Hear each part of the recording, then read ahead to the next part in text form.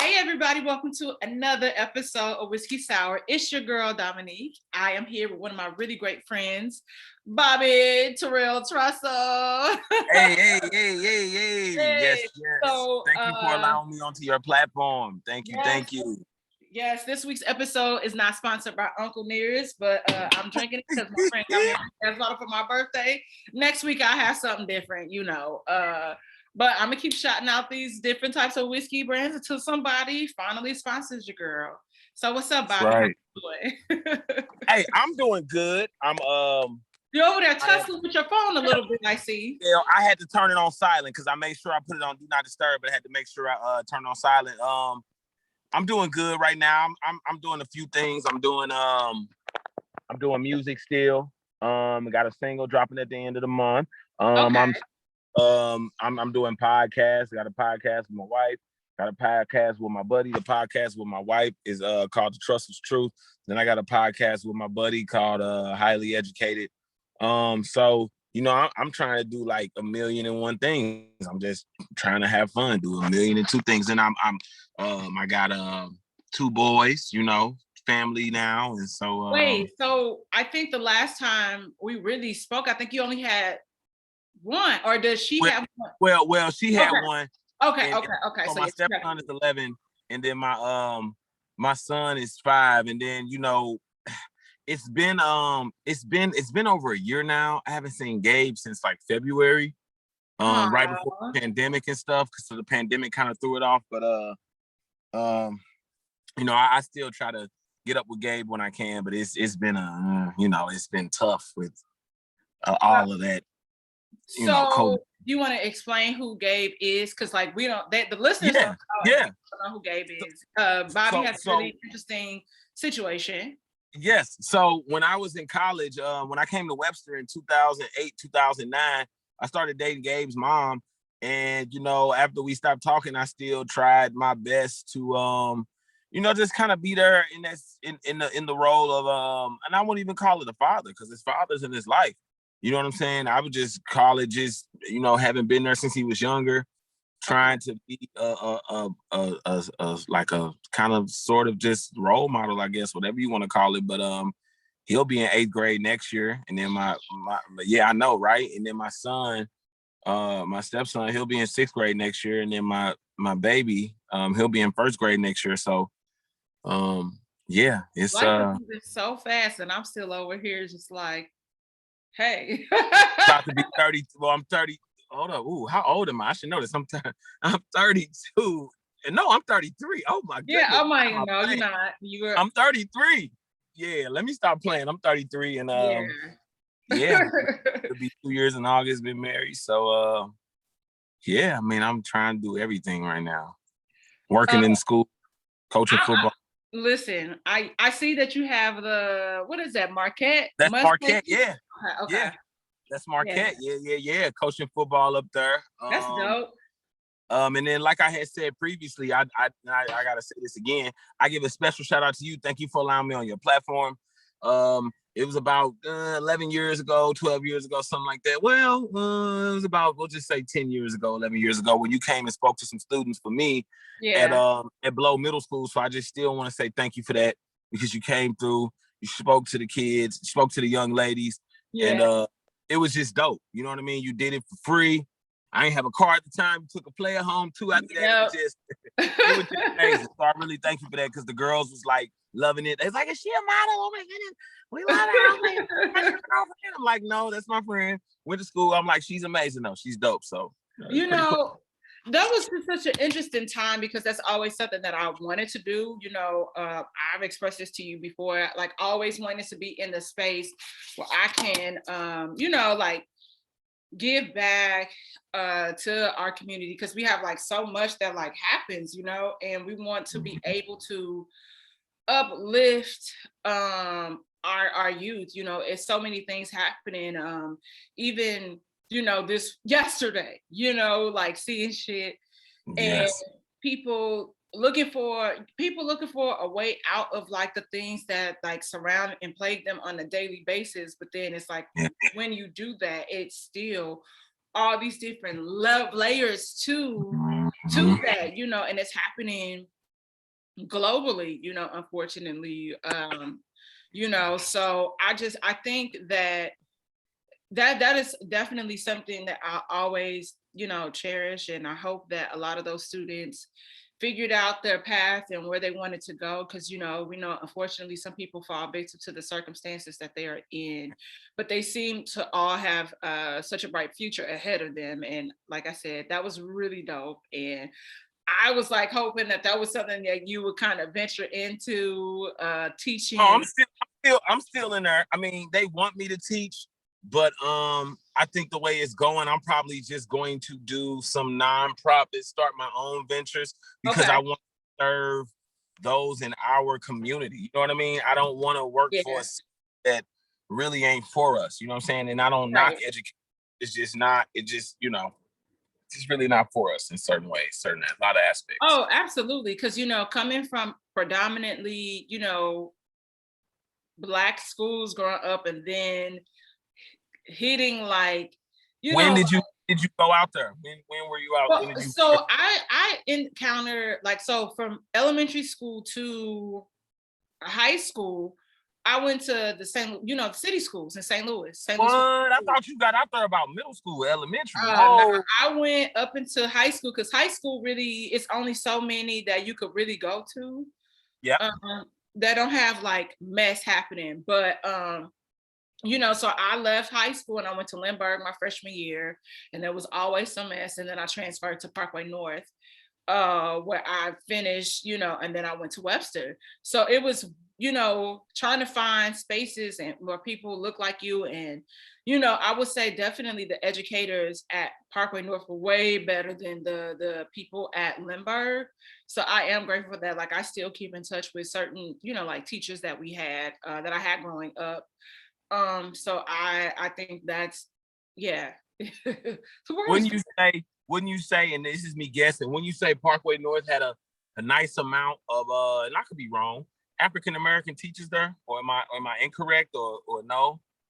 I mean, I don't know. I only, ooh, I just know we didn't really have any. We had like two we or didn't three. really have any. We didn't. Oh, okay. I remember, but I don't know if it's that I wasn't taking classes, but I just remember my family consumer science teacher, like Mr. Tobias. So I don't really remember, but I just felt like the teachers that at least that I had, that I was able to pick, I didn't feel like they were, oh, I'm gonna fail you because you're Black or anything like that. Like it was like they were really, really dope teachers. So which is why, like a lot of people were sending their kids to Parkway or school district. I don't know what it was like at your school, but It was yeah. kind of the same thing. I mean, I know when we used to go to y'all school and be in that area, it would seem like the kids were more relatable over in that area. Yeah. Like West County area, we had a lot of stuck up, kind of a lot of I don't know, just kind of like bougie. And it seemed like when we went to Parkway North, they were kind of more down to earth. Maybe it might be that area. Yeah, I would, and because it's also smaller too, so it was like, and a lot of us, like us kids, like we really kind of stuck together like that. I remember there being like a mural on the wall, but it was like a scene from like Huckleberry, like Tom Sawyer and Huckleberry Finn, and they had like, I guess, like pushed this Black guy down in like the book, but that was painted on the wall, so it looked like white people's pushing this Black kid in the mud. They took that shit down. They protested about that, and that shit was covered up. That's deep. They took that down. Yeah. That's good. The Vikings in the don't y'all got Vikings painted like in the gym? Yeah. My teacher, Carol Rivers, her son painted them. I forgot what year she said he painted them. So Carol Rivers taught at Park Middle, and her son did it. I wish I knew his name or whatever, but that was always dope when she told me that, because that was one of my like influential 8th grade teachers. But that's dope though that you got out there so late. And I'm gonna say this, you fit in so well though.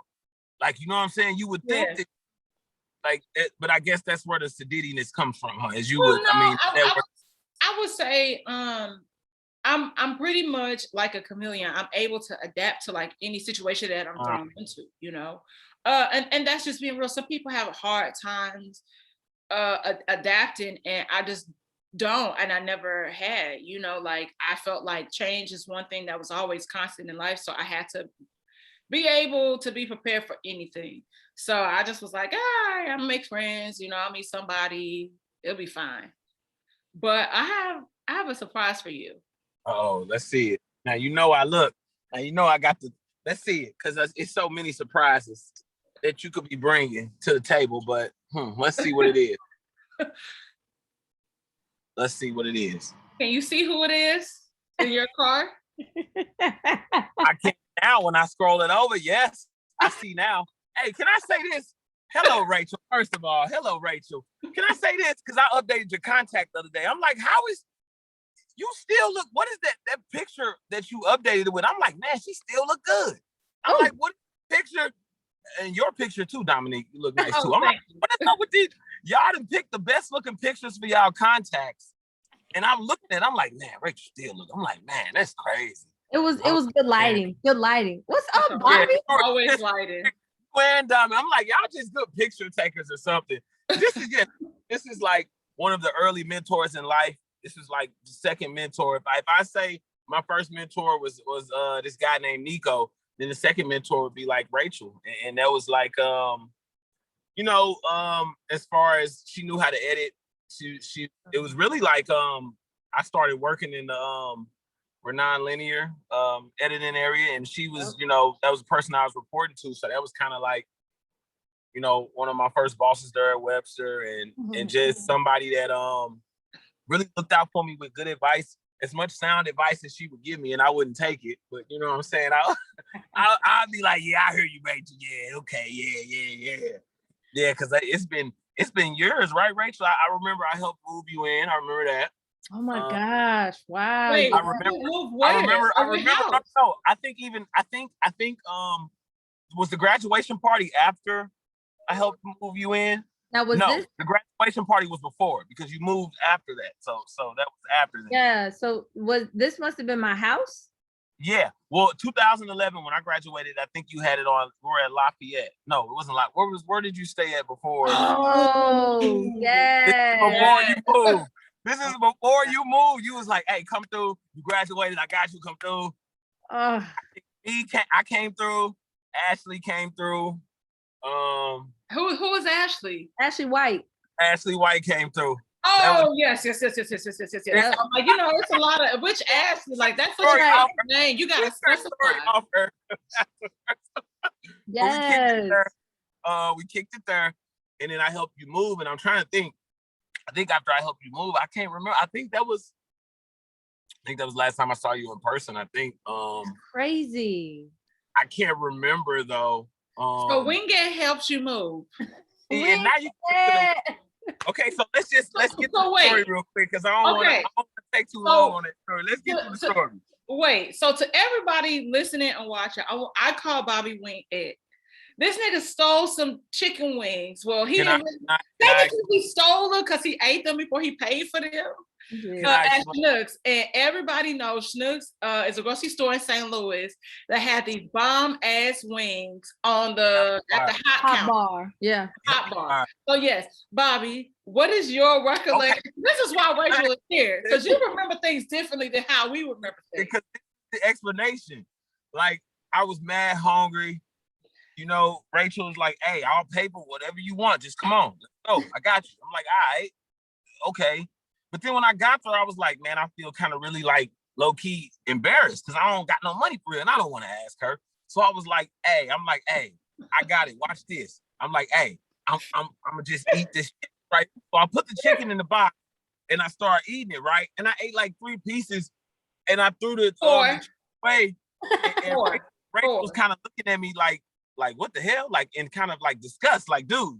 You know what I mean? Like, and I'm like, no, I got this. Watch, I'm good. So I put it in the trash can when I'm done. We walking around still, and dude came up to me, and he had the container with the empty sticker. He was like, yeah, sir, you got to pay for this. And I mean, I'm not gonna lie, I got belligerent. I got an attitude. I even called the man out of his name. His name was on his badge. I clearly called him out of his name.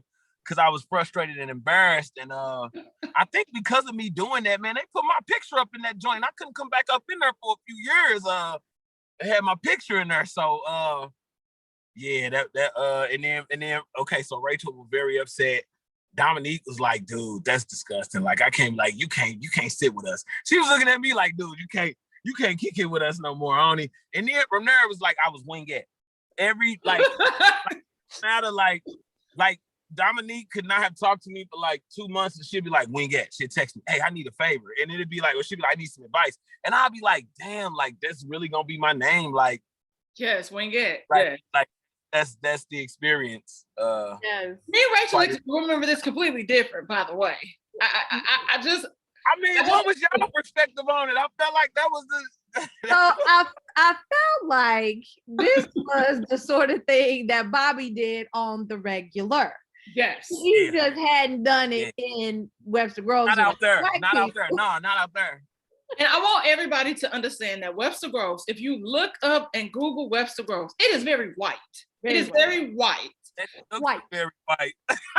It is very white. White. And it's just like, so we already going to this PWI.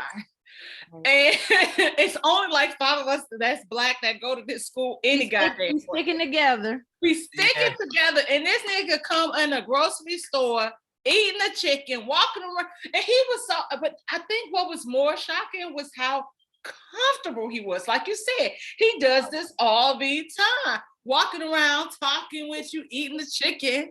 He was, I distinctly remember him saying, no, watch me do this, watch me do this, watch me do this. He was like, I'm about to get away with this, you about to watch me do this. And I'm like, yo, we got EBT, like we got free money, like we can get whatever you want, like, except the hot bar. Yes.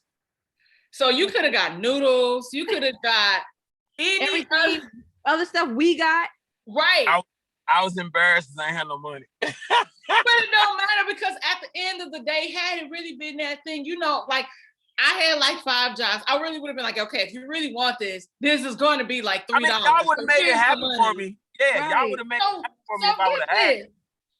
Bobby coming down the aisle, and it's like he coming toward me, and the white guy is like, sir, I believe this like belongs to you. Right. And here come Bobby.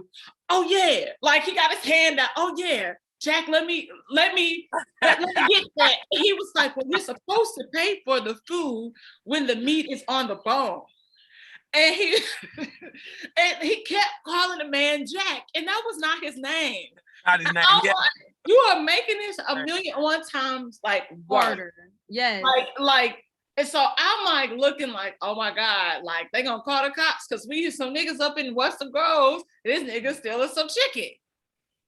And I'm trying my best to just get out of there.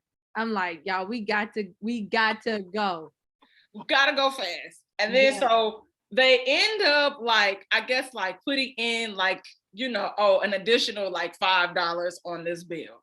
Yeah. But it was just like such a mess. And I was like, Bobby, they gonna bang you. And at the time, y'all, Bobby went by like Midnight. Like that was one of his names, Midnight.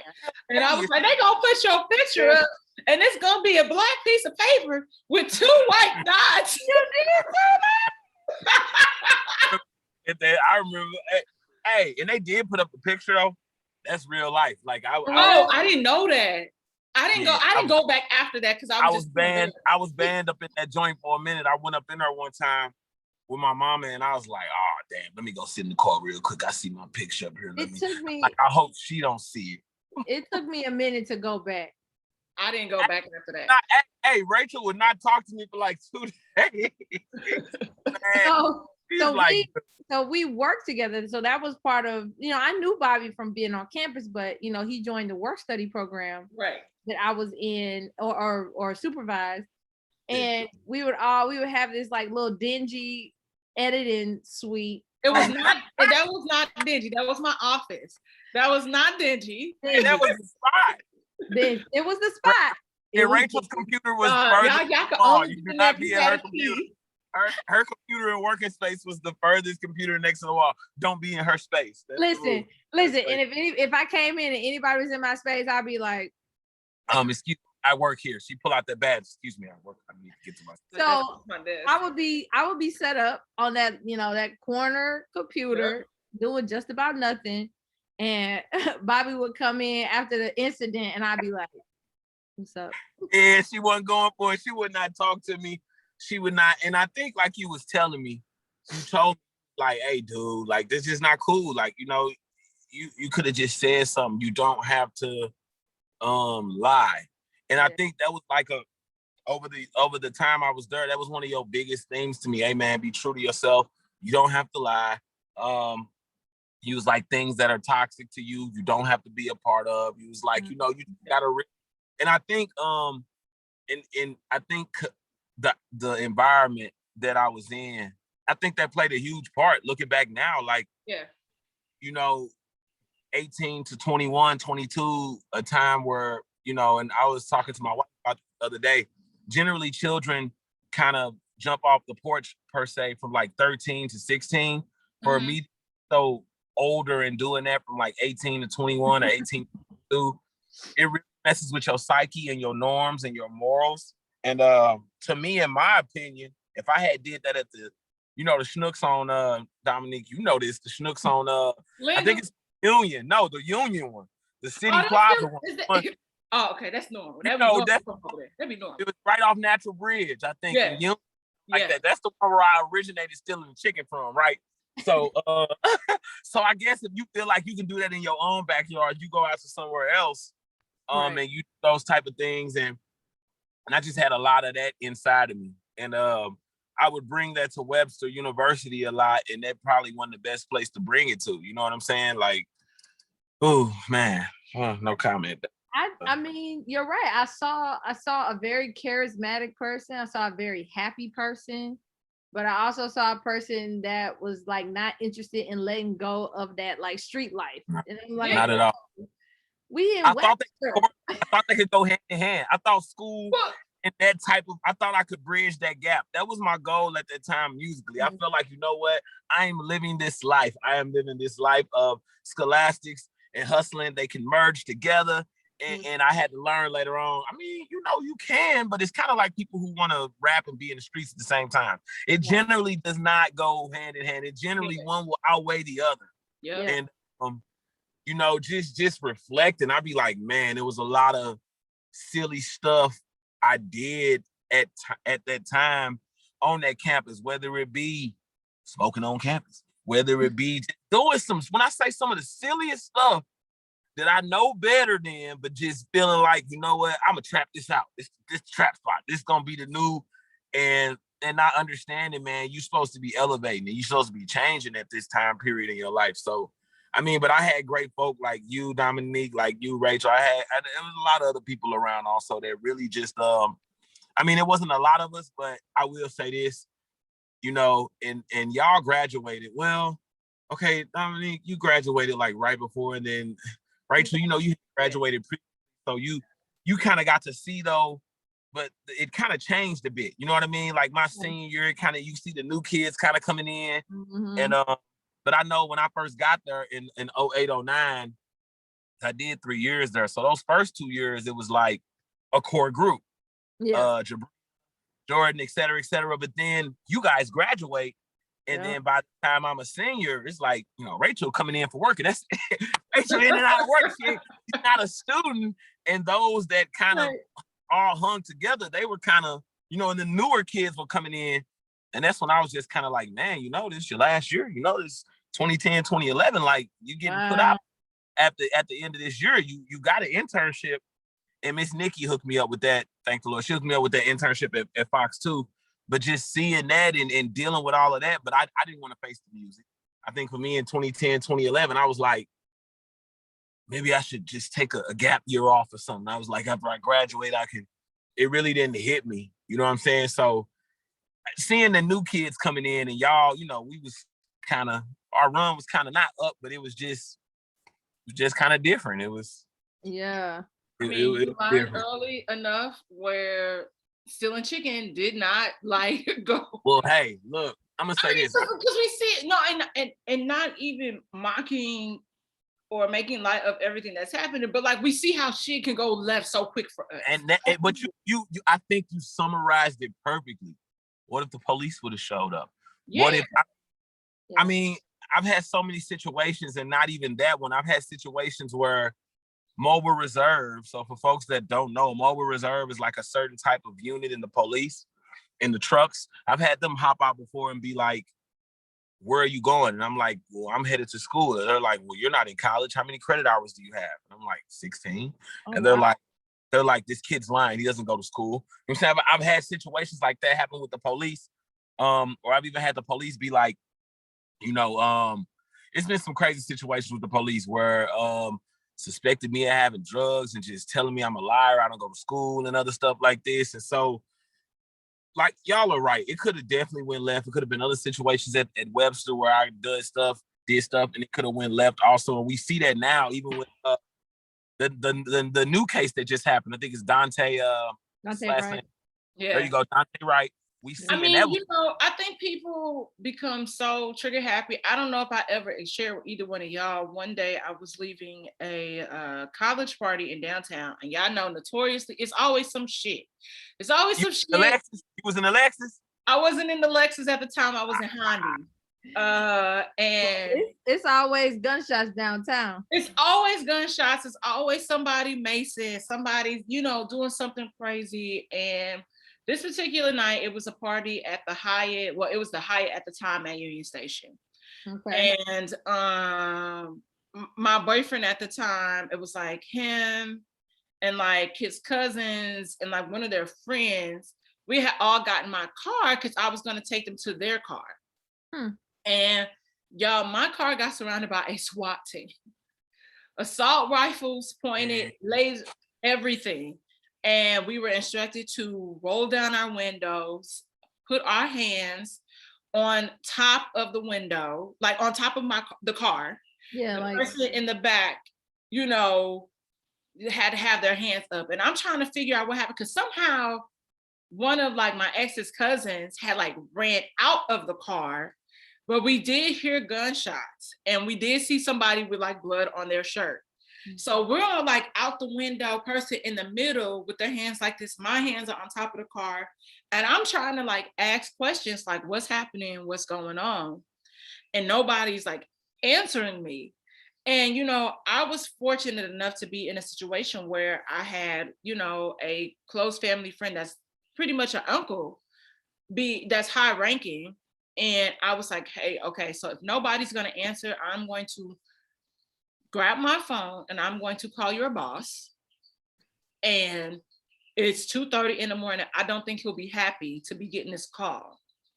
So can somebody please tell me what's happening so we can figure this out? And so, they pretty much was like, oh, your car matches a description of the person that was shooting. I said, okay, so what's the description of the car? And they said a silver sedan. At the time, my car was like slate gray. It was so slate that it was almost black. Yeah. And I'm like, so that's that. I have a sedan, but it's not silver. Like silver is a very specific color. Right. And I was like, okay, so, and they was like, oh, and then they was like, oh, we're sorry for the mix up. And then that was just it. And they just walked away, but like on all sides, like guns pointed at us. And that's traumatizing as man. That's it really is. And I was just like, wow. And what did they say again? Oh, sorry. What was they what they say again? They said what? Sorry for the mix up. Yeah, sorry for the mix up. And that was it. And they just and withdrew their weapons, and then that was just it. Yeah. Wow. And so like I said, like it's just a mess. And I feel like this week I've had enough of the bullshit. What that happened? What that was 20 miles away from come on, y'all, help me out. What's the other one in Minneapolis? It's the Derek show. That was George Floyd. That was 20 miles away. What just happened with and man, that's man. I mean, you bring up a really great point. Like none of us wanted to see, and actually at that time, I'm pretty sure there were cops murdering Black boys. We just didn't hear about it as much as we do now, but we just didn't want the police to come. You know what I'm saying? Yeah. Like I think as Black people, we always know like the police aren't necessarily there to help you. Yes. And whatever situation is happening, if the police come, it's gonna be worse. Yes, always. They're always looking for a reason. So we was just like, I think that was my biggest concern. It's like, you know, white folks are very quick to call the police. And it has to, like, even for minor stuff, like there's like, it really, is that necessary? Well, no, you're correct. You're correct. Like, man, look. So chicken wings is on the list. I mean, like, we know, right? It's like Trayvon Martin was walking with some Skittles and a tea. Like, it really doesn't take too much for somebody to feel like they got to call the cops, or for the cops to insert themselves into a situation. Okay, you know what? I think that was the last time I saw you. You just brought up my memory. You held a what's the name for Trayvon Martin? There we go. Oh, I got scared. I was like, oh no. I was in grad school at WashU. That's the last time. Yeah. She just sparked my memory. I'm like, and that was dope. Rachel organized that. That was what, 2012, wasn't it? Wow, was 2012, 2013. Yeah. I feel like that I was in grad school. I remember WashU was selling hoodies. And I came to, it was at Tower Grove. I think it was at Tower Grove Park. I think that's where you had it at. It was, yeah. And you had a basket where we could put things in, and I brought like I think a tea and some Skittles to put in there. But that was the last time. That's crazy. Wow. And how long ago was that? That was 10 years ago with that's crazy. With Trayvon, wasn't it? Yeah. And I remember being so mad that we knew who did it and he wasn't in jail. Do you think that this guy is gonna, Derek is gonna? I don't think they're gonna convict him. That's just my opinion. We live in a world where everybody saw the murder, like they literally witnessed the murder, and yet he's on trial, and all the Black people in the world are like, there's a good chance that he's not gonna go to jail. Yeah, great chance. Yeah. I think for me, it's very scary. And it's very depressing because I have Black children, Black boys, and I just don't know what to say. I don't know what to do. I don't know what to. My wife is always like, "Why are you so hard on your boys?" And I'm like, it's different. It's just not allowed mulligans. We're not allowed any error. We're marginalized. You're not given the same opportunities because of something we can't control. And so, my kindergartner. My son, my wife is like, well, he's just like you. He plays so much. And I'm like, well, I just need him to not. It's so funny. I'm getting older now. Now I don't want to play. I don't want to laugh. Now I want him to be serious. And I'm just like, I need him to have that laser focus. I need him. And her rebuttal is, well, he's 6. What do you, he can't know his childhood. What do you? So I summarized that to say, it's just like, man, you don't know what to say to your children. Yeah. Because they can comply. And something still can happen. I mean, yeah. You know what I find interesting is like when George Floyd was murdered and the pandemic had started, so a whole bunch of white people, I felt like they were at home and they had the opportunity to like stop what they were doing and like basically take a second from their privilege in their lives to realize that, oh, it's some really fucked up shit going on. And I don't know about y'all, but I got like every other day I was either getting a text message or an email or a phone call from a white person saying, you know, I just wanted to check in. I just wanted to say I'm sorry. I only had 2 people check in with me. 2.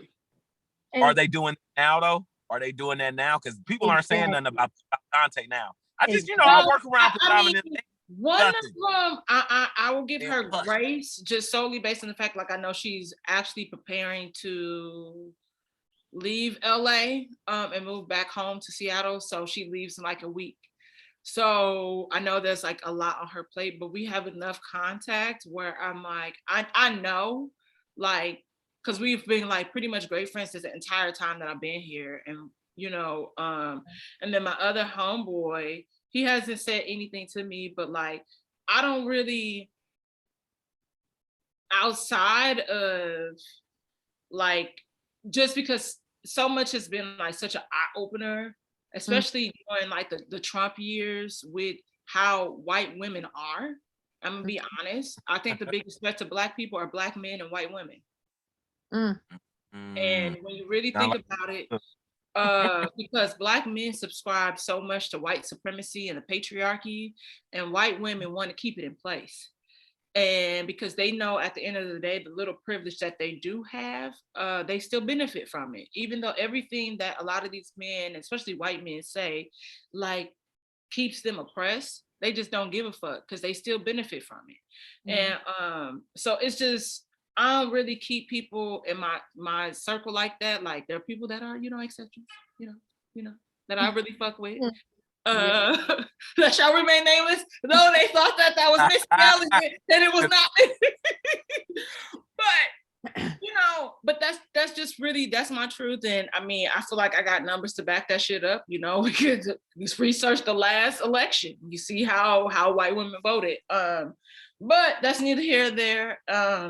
But I will say that it's just been a really tough time. Like I said, like the pandemic has been tough for all of us. I will say that it's brought me a lot of clarity.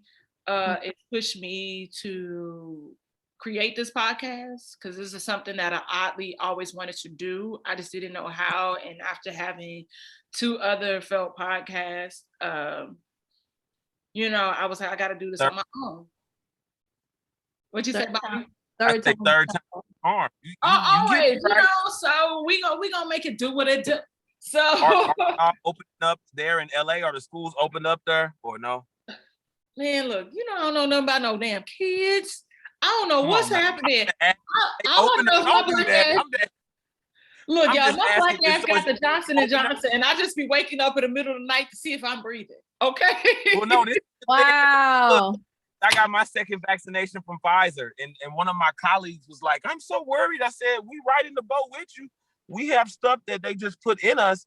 It takes years for vaccinations to be looked at, and we all put these vaccinations in our body, and they ain't even been out a whole year. So we all are at the mercy of whatever they put inside of these vaccinations. Like, nobody is safe. If you got vaccinated. And we know what the other option is. So you don't get the vaccination, you get COVID, you have a high percentage chance of dying. And I heard it's worse if you don't get the vaccination. I've known about 2 or 3 people that had it. More than that, but the 2 or 3 people I know that had it, was severe. They lost like 10, 15 pounds. Some people's my like was on the ventilator. Didn't even come back. A lot of people are experiencing, neurological. I can't talk. The neurological. hey, flash that liquor again. That's the sponsor. Flash that liquor. Insert sponsor. Neurological issues. Like you had the guy from Texas Roadhouse, commit suicide because the ringing in his ears never stopped. And he was like, just could not. And he was one of the few people that was like, don't pay me. Let's make sure our workers are good. And there wasn't a lot of people like him out there. And it is taking a toll on people. And like I said, I'm just happy to be here. I'm happy y'all here. I saw Rachel a couple weeks ago. I was gonna say, I'm happy I got to see you. Look at y'all. I still got my tan lines. Oh, Lord. Rachel, did you go out and visit her, or did she come to St. Louis? So me and my girlfriend went to I got tan lines. Where you think she came? Okay, I know, right? She came to we went to Palm Desert. Desert. It was actually technically La Quinta. And so the rich part too. Real rich. Careful. I told you, Sadiddy. What I say? Show that Sadiddy, Miss Dominique. Don't play. That's right. Attention, any men wishing to what's the word that we use to court Dominique, you have to come with it. You better gotta have it. 4-star at least. At least. This won't be easy. But it was so good to see you and Jessica. It was like rejuvenation. Yes. Being around people that you have memories with, being around people that just make you laugh and make you smile, and it felt like home. It was really nice. It was everything. It was the moment that I didn't realize, like a moment in time that I didn't know I needed. And when I tell you, like, Nicole, like, left us, like, passed, I thought she was coming back. She wasn't coming back. And then we was just laughing. It was like 11:30. We was just laughing. Y'all had a good time. We had a great time. We had so much fun. You got food, you got liquor, you got music, you got friendship. That's all you need. It really was. That remind me of a time. So look, Rachel, Dominique has a gathering at her house, right? Yeah. Like, come through, right? So I come through, right? And these are like people that she knows from, I don't know how, it was just a group of people that she knew. So I brought my friend. I said, hey, Dominique, can I bring my friend Jay? She, sure, come on. So I came through there, right? And my ex ends up being there. Do you remember this, Dominique? I have to send you the picture once we get off the phone so I can show you. My ex from Central Missouri ends up being there, right? So we get there, we're hanging out, and I'm like, I pull Dominique to the side. I'm like, Dominique, how do you know this young lady, such and such? Oh, that's a friend of a friend. And my buddy Jay was laughing the whole night. He was like, so you get invited to this party that your friend is having and your ex is there. What are the odds? And I'm like, the whole night I was just like, who was your ex? You can say the name. It's okay. We say name. Her name Christina. Light skin, Christina. You knew people through Hazelwood Central. I don't know how you knew people that went to. Because I knew one of my really good homeboys, and I used to talk to know them. Dominique, you were like, Bobby, just don't leave. I was gonna leave. I was so mad. I'm like, dude. Look, I thought he was gonna tell the story about how I smoked the weed back to St. Louis, and we had smoke. Hey, that was fire. That's when I wasn't gonna put you out there on that one, but that was fire. That's when we went to go get White Castles, and Dominique criticized my driving the whole night. I wasn't selling dope. I mean, well, because it's not dope, but you know. Wait a minute. Dominique was like, Bobby, you can't drive. I had to drop me off at home. I don't. Remind you, White Castles is right around the corner from her house. Right. It's not far, but I guess my inability to drive, I don't know. She just felt like because moving away, and now I smoke consistently. Yeah, I know. Hey, Dominique, she that weed and she ain't playing. She let your ass know. Hey, she's like, wait, where's the smoke? You need to slow down. She was like, hey. But no, when I tell y'all, it was I don't know how people drive high. Like, I don't understand the concept. When I tell y'all, it was one night I accidentally got so high and I had to drive home from downtown. Downtown, when it's no traffic, downtown is like 7 minutes away from my house. I was gonna say 10 minutes at the max. At most. Hop on the highway, that's it. When I tell y'all I was so high and I was so scared to get on the highway, I took the long route home. I took the long way home. I had the windows down. I had the music blasting because I didn't want nothing to like mess it up. And I just knew if the wind was blowing in my face and like Beyonce was playing, I was gonna get home okay. You was lazy focused, huh? I was like, how do people do this? I see why there's a whole campaign, don't drive high, because I can't. Stay at home. I agree with you. You should be at home. It's like alcohol. You should sit at home. Don't try to operate a motor vehicle.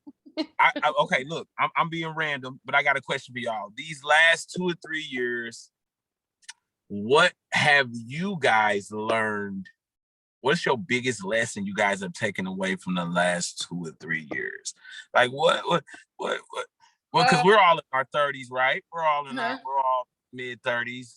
About to leave the 30s in a minute. What are y'all? Don't say that. I ain't had no kids yet. Well, I got 7 years left, so I'm good. I ain't got. I'm the youngest on the line, so I can do that a little bit. But what are y'all? What are these 30s teaching y'all, man? That I think my 30s. I always knew this growing up that. Especially in the past like 2 years, I lost a really good friend at like 32. You know, my homegirl just dropped dead one day. You know, she passed away. Yeah, just. Oh my goodness. So I've learned that life is very short, and you know I know that because my mom passed away at 32, and then. I also learned that I will never hire a friend or who I thought was a friend. Elaborate on that a little more. Give me some more about this. I just want to put this out there. Today I got an email. Oh, I tell you, after I got that email, well, actually started last weekend, which is how I want everybody to know, y'all. This is our second time recording that shit. I'm gonna keep it a buck with y'all. Right. I've been singing Brand New Day from the fucking Wiz for a week. And today I really was like, can you feel a brand new day? That's the joint. This person sent a sorry ass, like, well, just in my like assignment, I'm not coming to work no more. Mind you, I feel like if a friend does something for you and puts their neck out on the line for you to get a job, it is up to you. You are supposed to show up for that friend that went the extra mile, that put their foot on people's necks, that didn't want to hire you to get you hired. And when you can't show up or perform, or you think that it is not what it is, if it is being a trash man, and you say, hey, this is not what I thought it was going to be. I'm letting you know that I'm going to walk away from this before I let, the higher ups know, the HR know what's happening. But I'm letting you know, like, and I would say, okay, cool. Right. I don't think it's fair for somebody just to send you a half-ass like email resignation letter saying that, and not giving 2 weeks. And I know 2 weeks is a courtesy. Like, I've been in situations where I could not give 2 weeks, but I let them know, like, I was, kind of apologetic about it, and I had to go on my merry way. When somebody's supposed to be a friend, I feel like there is a certain level of respect that happens. Y'all know recently I ended a friendship of 29 years. Like last year. When I say 2020 is really clarity and hindsight, oh my God, keep removing people from my life that don't serve me any purpose and that don't elevate me. And that happened. And today, like when the person started like kind of like calling out like earlier in the week, I'm like, okay, how about this? If you're saying you have sick days left, take those sick days and then let's just end it. And then you're hooping and hollering about money, whatever you need. Okay, cool. And then you send that this morning. You don't let anybody else know. So I said, in hindsight, I was like, everybody, when people don't respect themselves, they can't respect you. and I want everybody to walk away from that. Like when people don't respect themselves, it's no way, shape, or form that they can respect you. I don't give a fuck what's going on and how they trying to play the game. They don't respect you. And that today was a lesson that I learned. And I was like, you're not my friend. Because a friend would never do that. Bobby, you would never do that to me. Rachel, you would never do that to me. Just solely based on GP, because we fuck with each other and we like fuck with each other heavy. So it would be out of character, though, you saw some chicken wings, for y'all to do that. It would be out of character. And I want to say that loud and clear, like, you were not my friend. So I was like, okay, I ain't even gonna respond. I removed that person from my social media. And I didn't move where it was just like, I unfollowed them. I don't want you following me. You can't have access. So you decide to hit me and say, well, what happened? I will lay it out for you. I wish you the best of luck at your next job. Having a baby by a nigga you don't know, a little shade there. But I both our eyes. You better believe that you don't have work ethic. And that's something that we all learn. Like, we all come from the mud. Like, we all come from the trenches. Everybody does. But work ethic is what gets you ahead in life. Regardless of what that is, if you figured out a loophole and you've made everything work for you, there is still some work that you had to do to figure that out. Everybody don't have that. And a lot of people like being the victim, and that's okay. But I don't want that shit around me. And that's it. You going? Rachel, you gotta go now. I don't even want to go out there. Rachel, you Rachel know, like, people like switching up on you. And I don't like that. Like, I feel like one thing that people could say, I had Larry on here last week. Larry was like, you moved to LA and you the same person that I knew in college. You didn't switch up. For what? to appease people that don't give a fuck about me. Man, y'all fuck with me. Don't give a damn about you. Don't give two shits about me. Y'all ain't keeping these lights on. So I'm gonna answer your question, Bobby, but I'm gonna stay here for a second because Larry, I know Larry. I love Larry. Larry is such a good guy. He is totally right. Before we went to LA or before we went to Palm Springs, Palm Desert, my girlfriend was like, tell me about Dominique. Tell me about Jessica. I mean, I know Jessica a little bit more than Dominique, but tell me about Dominique. And I was like, you know what? Dominique is probably the most loyal person I've ever met in my life. And I don't really use that word often, but when I think about Dominique, I think about someone who is never going to judge you or characterize you by your flaws, by the things that you've done wrong. When she sees you, you're going to know that she is genuinely happy to be in your presence. She's going to give you her time, her attention. She's going to be just very present and very happy. And if you need her to be serious and you need to bounce something off of her, she's going to be that too. It's just, You don't make me cry now. Shit. Go ahead. Keep talking, Rachel. I don't think, you know, everybody comes into your life for very specific reasons. And the fact that Dominique and I, you know, have been friends for so long, you know, things become clearer as you get older. And Dominique is like, I hold people to the standard of loyalty that Dominique has set, period. Yeah. Because we have both been like so disappointed recently when it comes to people that are supposed to be in our corners. And, you know, I was talking to my homeboy about the situation this morning, and he was, you know, had a similar situation that happened with like a friend, a family friend. And I just was like, you know, some people just don't understand the concept of what friendship means. Yeah. And my friends, I look at y'all like family. Like Rachel is a sister to me. You know, I can call Rachel. You know, it might be late her time, but it's rare that Rachel won't pick up. And if she don't pick up, it's either a text or a text in the morning or something as a follow-up. Same thing, you know, for you, I know you're gonna answer, you know, and some people don't, because they've never had people do right by them. And they don't, and you know, like we always talked about earlier, kids being a victim of the circumstances, and then you get people that elevate and that try to cultivate things to be better, you know. And some people just don't know how to fix that, and so they jealous. They perpetuate what has happened to them.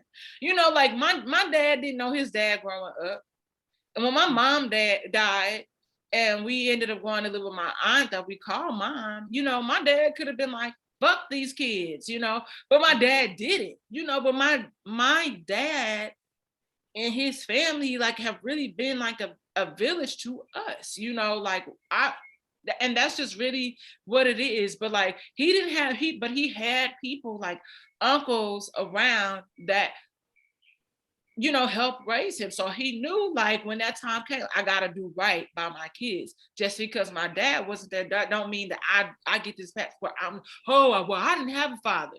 No, that's not what it is. We learn and we grow. Yeah. And some people, like I said, they like being a victim. Do that somewhere else. Well, and what I'm learning is they like to hold you back. They not as you know how you can tell if somebody's your good friend or not. They're gonna be excited for you when you succeed. They ain't gonna I'm straight learning that now. Like everybody don't make the final cut, bro. And you can't drag your feet waiting on somebody else to everybody straight ain't gonna make it. And it hurt. I ain't gonna lie, it hurt, man, because I'm learning, like, bro, you can't be loyal to folks that don't give a damn. They gonna show you. All you gotta do is open up your eyes. If you do something and they ain't doing, they gonna hate, or either they gonna reflect and try to bring it back on themselves. Like, I want all y'all to win. I'm happy for all y'all. Anytime y'all do something, I'm bragging on y'all. Not because I'm insecure or, you know, I'm trying to big myself up. It's I don't know, man. And the 30s is, I'm gonna say this, the 30s is what the 20s should have been with a little bit more money. I ain't got it like that, but it's a little bit more, it's a little bit more a little more logic in my brain now. I can think a little bit more clear, you know what I'm saying? It's you need your 20s. You need your 20s. You need to be able man. to fall and get back up and to make mistakes and to not know, because the knowing, like the wisdom is a gift, but you can't get there without experience. Like how do you guard yourself against, because I know like you good peoples, you know what I'm saying? How are you now with, because I know, I don't know, are you good with new friends, or are you more so like I'm just keeping my circle? Well, I'll answer your question first. And I think the biggest lesson for me in my 30s is to mind my business. And I know that sounds simple. But truly it's not. And once I learned, even in interpersonal relationships, when you're dating someone, or when you have a very close friendship that feels like family, there are a lot of people who would try to make something about you that is really about them. And when you're doing self-care, like I go to therapy religiously and I started practicing Buddhism. So those two things in and of itself keep me grounded and keep me very self-aware about what is about me and what is not about me. And when you start making decisions from that place, and when you start recognizing things from that place, it is so much easier not to be caught up in bullshit. And be like, oh no, sis, that's you. That's your stuff. And I know we all got stuff. So if you want to process your stuff, I'm here to process your stuff, but I can't put that stuff on my back. And I put other people's stuff on my back for years. So I keep my circle small. Period. You ain't playing. And I'm not, and I mind my business. I'm Bobby. When I'm telling you, like it is a intentional decision every morning when I wake up. If I don't want to do something, that's my business. If I do want to do something, that's my business. If you want to do something, child, that's your business. And I like right. Tabitha Brown says that all the time, and I resonate with that for a while. But yeah, that's my biggest lesson. I'm learning, like you said, stay in your lane. That's my catchphrase now. You better stay in your lane. Don't break over.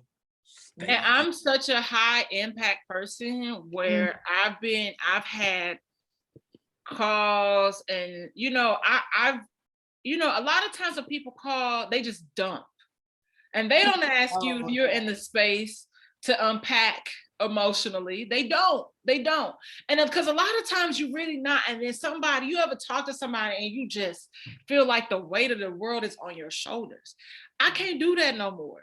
Yeah. And I've always been told that I am very like cold, very like dismissive. I need to bring that back. Like, because I'm like, I need to kick it up a notch, because a lot of your shit, like Rachel said, like what you eat don't make me shit. And so I really feel like, that people. Yeah, he wants to scare me. I'm sorry, y'all. Keep going. Hold on. That people, I've allowed enough grace to people. I just can't keep doing that. And so, and that's just really what it is, and it's a process. It's a part of learning. It's a part of elevating and being a better version of yourself. Girl, you should see Rosa. Hey, Rosa. Hola, Rosa. She was like, y'all, Rosa y'all see my eyelashes? That's how Rosa eyelashes are naturally. She's so beautiful. She's so beautiful. Hey, big girl. Thank you. Hi. Hi. Oh my gosh, I haven't seen since he was a baby. College. This is Rachel. This is Miss Rachel. It's Dominique. Hi, Ashley. Yeah, that's them. Okay, those are my buddies. Oh my God.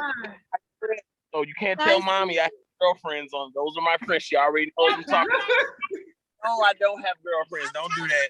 Don't do that because you're gonna get your ass beat when you get home, Come on now, Bobby. you know, Aquarius don't play. Oh my gosh. Yeah. As a fellow Aquarius, you're dead beat. I'm just letting you know. You already know. You already know. Don't play. Don't play with us. Brooke, can we do this again another time or part two? Because I gotta get ready to come home. Can we, Ashton? Don't do that. Oh my God. Woo! Hey, man, payback. That's all I'm gonna say. Woo! Payback. I'm nervous for myself because I was a bad kid. Like, you know, my cousin that you remind me of, he passed away not too long ago, but I have a cousin that you remind me so much of, my cousin Sean. And I remember one of the last things we talked about was me pouring Kool-Aid on his head when I was a kid because he turned the channel.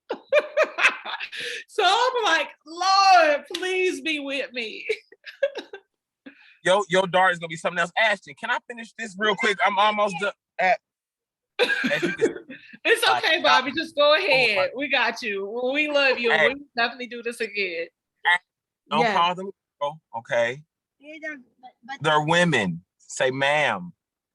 Do you see what I'm saying? This is what it is. Like this is crazy. It'd be like payback is ma'am. My mama just laugh every time. She'd be like, ha ha ha.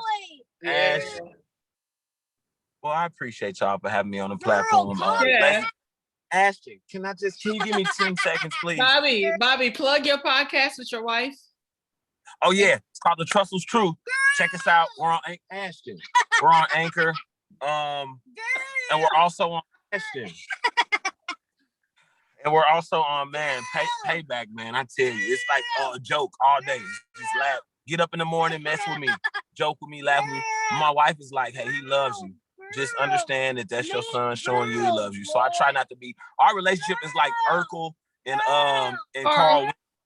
I yell at him, and he make me feel bad. Then I yell at him again, and that's us, Urkel and Winslow. Like he breaks something, I yell. Then he'd be like, I just want to love you. Then I'd be like, oh, see, Ashton, why are you hitting me? Stop. Okay, all right, Bobby, go on up out of here. I appreciate you. I'm going to talk to Robert Rachel for a second, then we're going to get out of here. Hey, text me. I love you guys. Ashton, just say bye. Why are you Bye, Ashton. Bye. Bye. I appreciate y'all. Woo. All right, y'all. Ashton, chill. Chill. Bye-bye. Bye-bye, girl. All right. All right, y'all. Talk to y'all later. Bye-bye. Bye-bye. Okay, sit back, Ashton.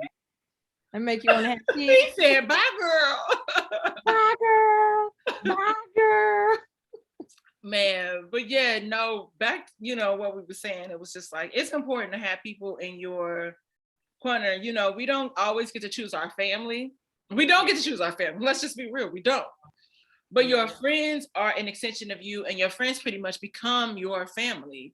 Absolutely. And I treasure, you and, Jessica, like so freaking much. Yes. And though she owes me a phone call, but it's okay. Her a phone call. Girl.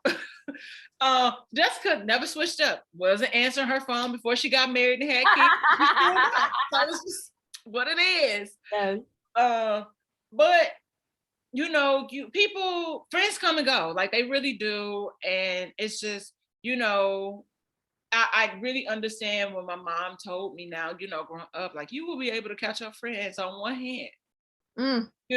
She was like, you think it's cool to have this big circle, but by the time you hit 40, your friends will be on one hand. Yeah. And that might be on 1.5 for me, but for the most part, that's just really what it is. And people have just slowly started to reveal themselves, and I just be like, bye. Yeah, and not everybody is meant to go with you, and not even in a negative way. You know what I'm saying? Like people reveal themselves, and it's it's all a matter of how you grow and how they grow, and sometimes those times don't match up. Doesn't make them bad people, doesn't make you a bad person, but literally everybody cannot go with you. They cannot. Wherever you're going. Yep. That is very true. And it's always, sometimes it's like moments where it's like, well, goddamn, like it's a shocker. Yeah. So and it's just like, well, like this don't make sense. And then it's like, something happened down the line and you'll be like, huh, Mm-hmm. it makes sense. Oh yeah. Oh yeah. Always. People will show you who they are. It's hard for us to believe, but Maya Angelou gives the best advice. Believe them the first time. And people can show you who you are better than they can tell you. I sounded Russian right there. That was terrible. Believe them. Believe them. Not Russian. Terrible. I knew it's terrible because you hear my Angela. Like she kind of has this nasal thing going, and then she talks slow like this. And it goes up and down. Oh, I keep saying it in Russian. I'm gonna leave it alone. I'm sorry. I'm gonna let it go. Y'all know what I'm trying to say. You're good. I'm terrible. But yeah, I mean, and even the ones that are worth fighting for, you'll know. No. You'll know. Yeah. And sometimes you don't have to be in conflict with somebody to test your relationship. That's not a thing. And if you feel like it's something you should fight for, do it, and then you'll understand whether or not somebody really need to get a hold of me. I don't even know who it is. See, the thing about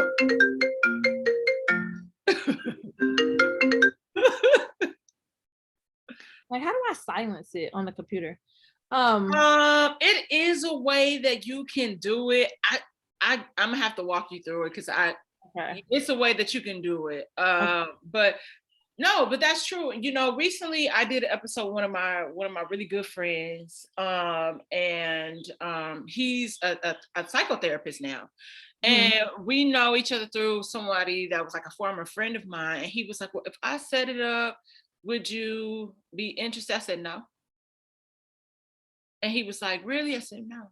I said, because the thing is this, we have phones, we have emails, we have social media.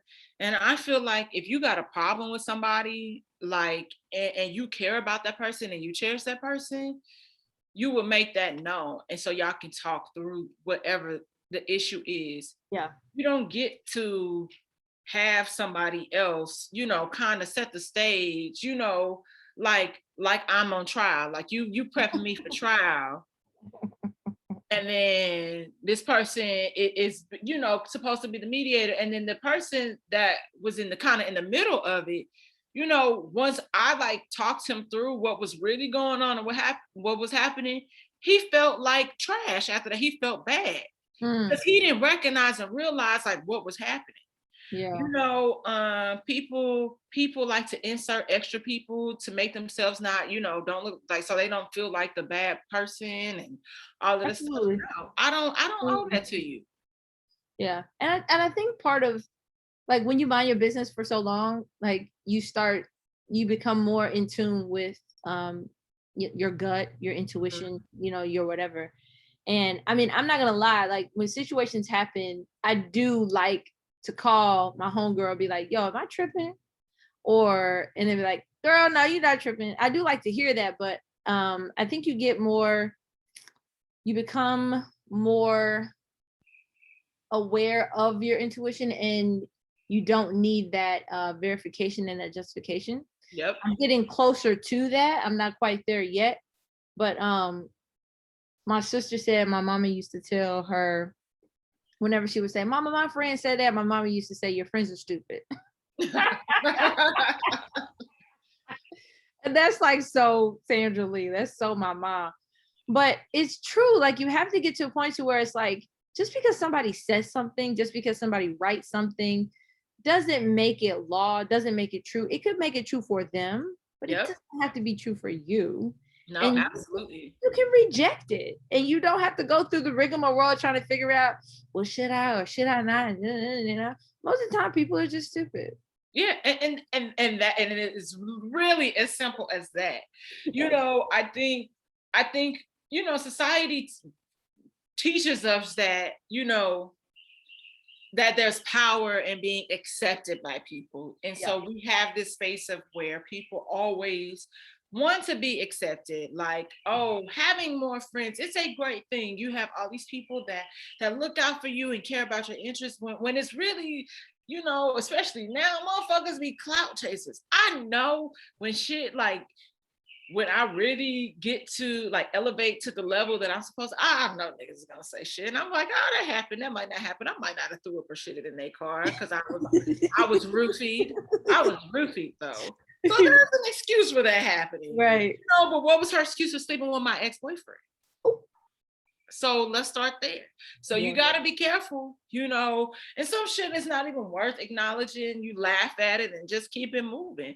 I've never felt like I've had to defend my character because people that ultimately know me like you, at the end of the day, they know what's real and what's fake. And that's just that. Exactly. So. I agree with you 1000%. That's another good thing about your 30s. Like you stop defending yourself. Yeah. It's like either we gonna call a thing, either we're gonna have an adult conversation and try to get to a solution, or we're not. And I'm not interested in the alternatives. Yeah. Like life is too short, and I mean I got too many things that I could be doing otherwise. Absolutely. Yes. Well, I love you, Rachel, and I'm so happy you popped up and popped in on Bobby, and we talked about his wing debacle. I don't know, that nigga probably out here still stealing wings, my nigga. Like he might do. He might do. Yeah. I thank you for having me, and I'm so proud of you. And you just you stayed out in LA and you did your thing, and I just love seeing you happy. I just want you to be happy for the rest of your life because I love you. I love you more, and happiness always looks good on you. And like I said, you know, Rachel, you gave me my flowers, and I want to give you yours because, you know, there's some friends that are like really like lifesavers, and Rachel is that person, you know. And Rachel wouldn't hurt a fly. And so you got a problem with Rachel, you got a problem with me. It's not a lot of people like you and Antoinette are like one of like the purest people I know. It's always laughing. It's no drama. It's always a great time. You know, when you around, you know, Antoinette gonna pull up to First Watch with her own liquor and pour it in the drink. Yes. So all day, every day. All day, every day. And you know, we bonding right now over collard greens. We made collard greens like back to back to back. Did you make greens? Really? Yes. She's like, she sent me a picture Sunday. Look what I did. I said, well, I thought you wasn't making them till Friday. She's like, girl, I wasn't doing that during the week. I need to call her. I miss her. Yeah. So I'm just happy you're here. I'm happy to be here. I'm happy to share this moment with you and Bobby. And this has been everything. This is everything I needed this week. Cause girl, shit. What a week. It's been a fucking week. You know, honestly, white people leave black people alone. Just please. We got enough shit going on in our own communities that we trying to fix. Leave us the fuck alone. Like, I don't understand why it's so hard to mind your motherfucking business. So y'all need to go get some goddamn business. So you need to be worried about why your husband over there sleeping with Paul and Rachel. Well, not this Rachel, but the other Rachel. Yeah, don't confuse it with me. Not this Rachel. I don't want nobody's penis. With Molly and Karen, okay? You know, go mind your own shit. You know, we trying to do better. Like, why can't, you know, y'all did all this shit to come in the world. Why can't we win? Like, we just want to win. Let us live. Please Let us live. That's all we want to do. Niggas just want to live. Yeah. Like, I should not be worried about like what's gonna happen, or I should not have to pull into a parking lot when there is a cop car following me. Okay. Like, come on. We just want to live, and we deserve to live. Yes. So with that being said, I will see y'all back here next week. One of y'all niggas, if it's perfect, you know, it would be nice. Uncle Ned's black-owned business. Girl, shit. Not hell. But thank y'all. Rachel, do you have any social media that you want to plug? Because I know you have it. Okay. Don't find me. Don't come looking for me. if we're not friends already, I don't want it. Well, like, subscribe, and share Whiskey Sour on all media platforms, and I will see y'all back here next week. I hear somebody coming down the stairs. I'm sure she want to say hi.